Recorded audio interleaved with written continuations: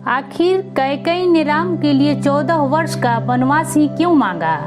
15 या 16 वर्ष भी मांग सकती थी। दोस्तों, आइए इस रोचक कथा के बारे में जानें।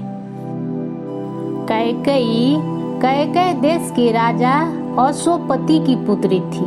कैकेयी के 2 वर ने ही रामायण की कहानी को महत्वपूर्ण दिशा दी है। कैकेयी ने जब राजा दशरथ से राम के लिए 14 वर्ष का वनवास मांगा तो इसके पीछे 3 मुख्य कारण बताए जाते हैं। उस समय यह नियम था कि अगर कोई राजा 14 वर्ष के लिए अपना सिंहासन छोड़ देता है तो वह राजा बनने का अधिकार खो देता है। यह नियम वाल्मीकि रामायण के अयोध्या खंड में लिखित है। कैकेयी यह बात जानती थी।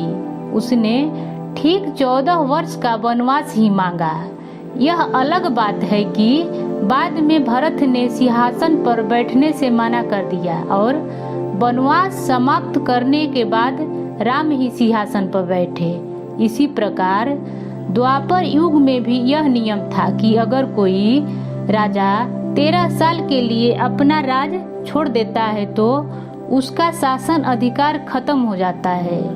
इसी नियम की वजह से दुर्योधन ने पांडवों के लिए 12 वर्ष वनवास और 1 वर्ष अज्ञातवास की बात रखी थी। 14 वर्ष वनवास के कारण उस समय की ये मान्यता थी कि 14 वर्ष तक एक सा जीवन काल जीने से आदमी का चरित्र और स्वभाव परिवर्तित हो जाता है। वाल्मीकि रामायण का एक श्लोक है।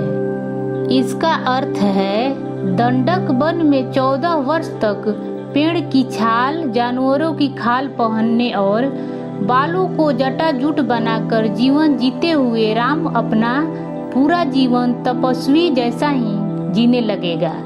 कैकेयी और मंथरा ने यही सोच विचार कर राम के लिए 14 वर्ष का वनवास मांगा, क्योंकि इससे भरत का सिंहासन सदा के लिए सुरक्षित हो जाएगा।